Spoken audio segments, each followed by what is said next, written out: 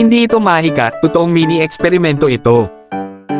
Maglagay ng mantika sa isang baso, dagdagan ng tubig, patikin ng kaunting food coloring, at ihulog ang effervescent tablet.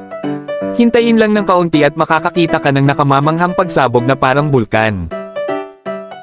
Paghaluin ang asukal at dishwashing liquid sa isang tasa, haluin ng mabuti, at makakagawa ka ng matitibay at hindi madaling puputok na bula. Subukan muna.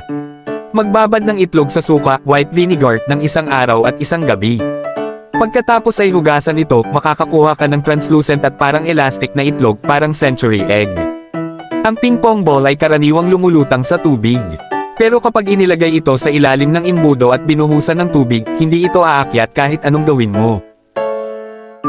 Ang memory metal, kahit baluktutin mo, ay babalik sa dating anyo kapag inilubog sa mainit na tubig.